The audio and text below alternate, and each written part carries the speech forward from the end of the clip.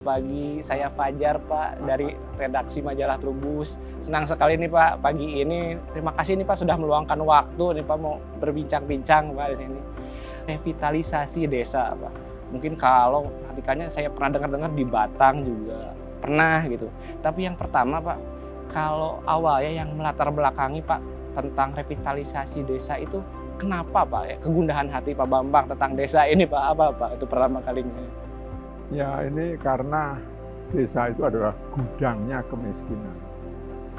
Ya, gudangnya kemiskinan. Dan kemiskinan itu terjadi karena suatu proses yang panjang. Ya, Indonesia itu begitu besar dan berbeda dengan banyak negara yang lain. Indonesia itu merebut kemerdekaan dengan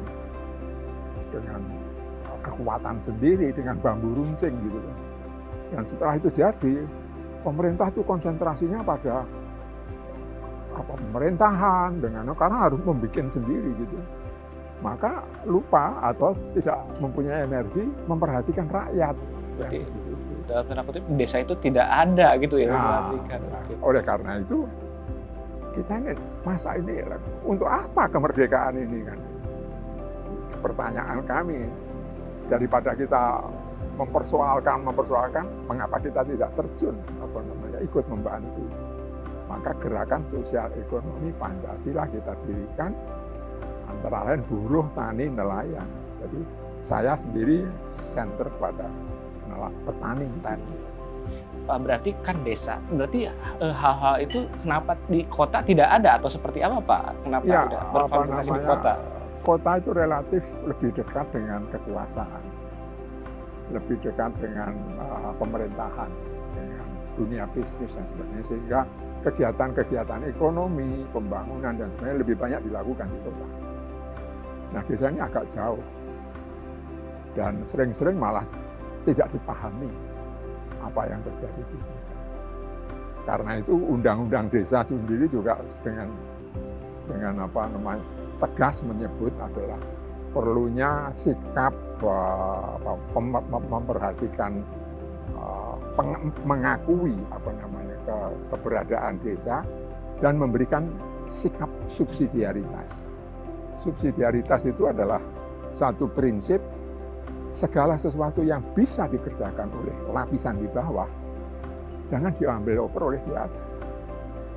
Karena itu tidak efisien dan tidak adil. Nah, ini ada di dalam undang-undang desa itu bagus sekali.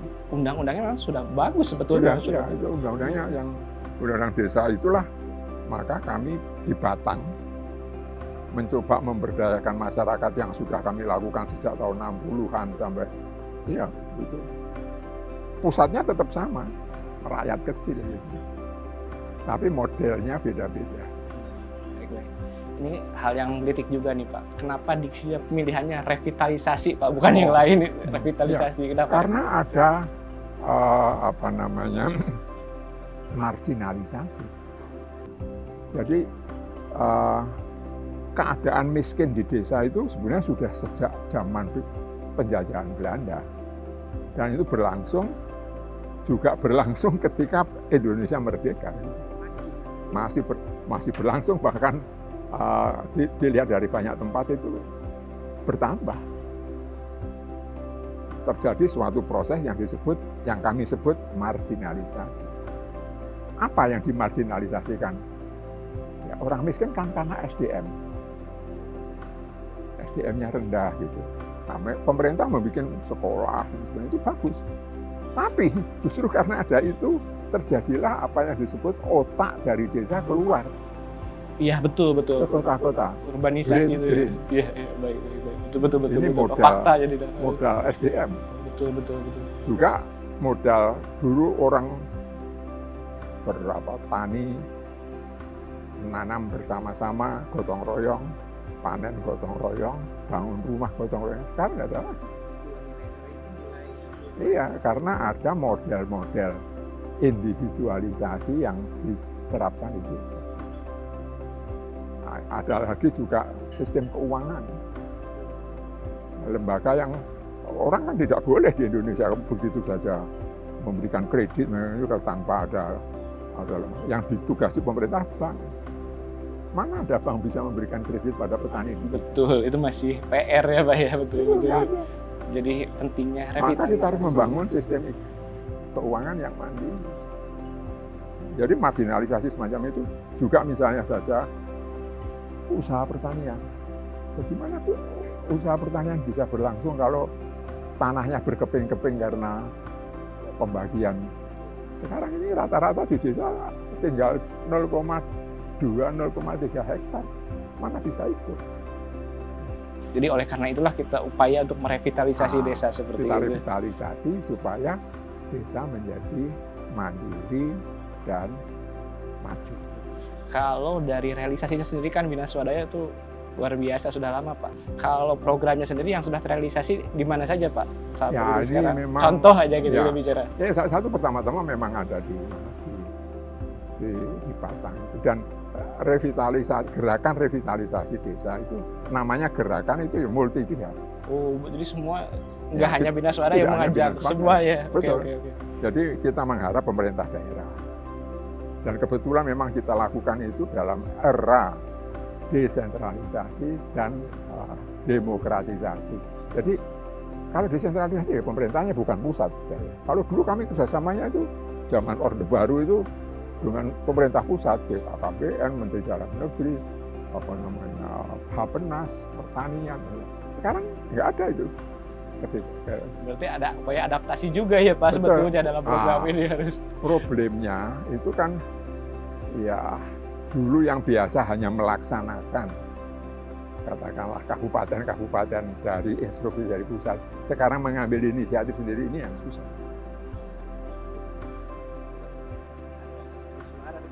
Ya, nah kesulitan utama dari Bina Swadaya adalah meyakinkan mereka bahwa ini penting.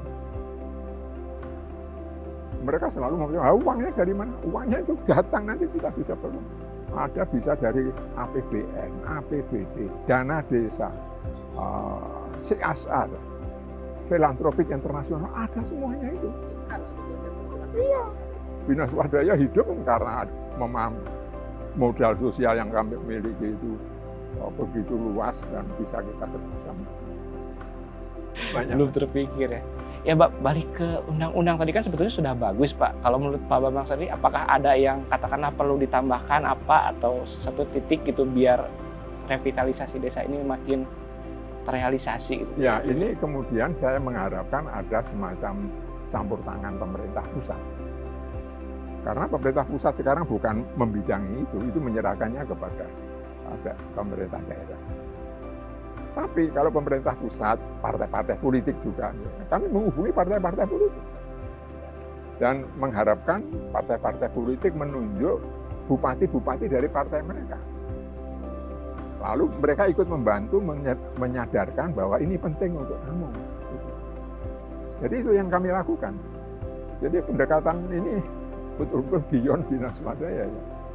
Jadi bukan Bina Swadaya sibuk melayani mereka itu, tapi mengajak mereka ini supaya pelayanan itu berlangsung. Nah kalau ini berlangsung, 75.000 desa itu bisa dilakukan oleh masyarakat secara sendiri. Artinya bupati-bupati, off-taker dari perusahaan-perusahaan swasta, LSM-LSM yang kita latih, itu bisa melakukan sendiri semua.